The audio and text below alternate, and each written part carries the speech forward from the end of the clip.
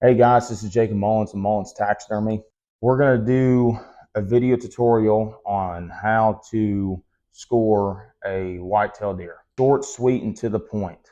This is one of the biggest questions that I get asked as a taxidermist in every single year. The first thing on every single deer that you're going to get is the inside spread. The inside spread in between both your main beams. And on this buck, it's 15 inches. Once you get that inside spread and you get that written down, you're going to move to your main beam, and it's always from the outside. On both main beams, the outside, that's what you're measuring. Once you measure both main beams, you're going to move on to your brow tine G1, G2, G3. And a lot of people get confused.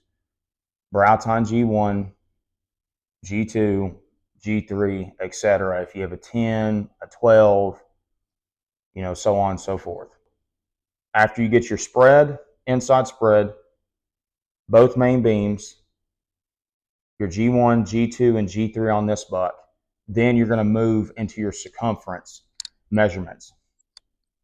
The first circumference, and this is on both sides, is going to be from your burr to your brow tine G1, so in the middle. Then you're going to move on and get your secondary circumference in between your brow tine and G2 in the middle. C3 measurements can be in between your G2 and G3 in the middle. And then the last C4 measurement, circumference measurement, is going to be right here on an 8. For all deer, it doesn't matter if it's a 6, an 8, a 10, a 12, you are only getting 4 circumference measurements on all deer. It does not matter what it is. The only thing that really changes is if you have more G's, like I said, 8, 10, 12, etc. And then other than that, guys, it's really, just if you have like a non-typical gross, you know what I mean? A lot of guys like me that hunt public land and, really don't get to see the true, Boone and Crockett, bucks, like some of the rest of these guys on TV and everything else like that. Me personally, I just go off of my gross, and that's what I tell everybody. That's your preference, whatever you want to do, that's completely up to you.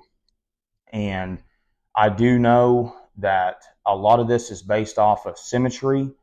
For example, on this buck, my G2 on this side is 8 1/4, and on this side it's 8 inches. So there is going to be a deduction there. But with the deductions and all that stuff like that, you don't have to worry about that stuff unless it is a deer that's going to be put in the book. Whatever state you're in, if you make the Boone and Crockett list and you get in the book, that's when that stuff comes into play. But we're talking about just the regular old Joe, hey, I shot this 8, go off for the gross. And that's my personal opinion. You do whatever you want to do, and that's all I got to say about that. But like I said, this buck grossed 107 and netted 105 with deductions. I just put the deductions in there just for a short summary.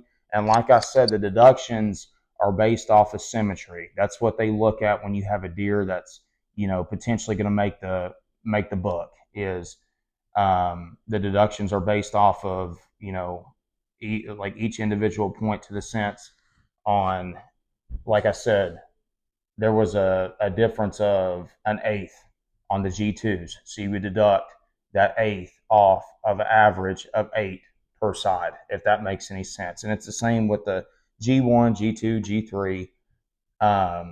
But yeah, guys, I mean, that's basically just a long story short, little quick tutorial on that.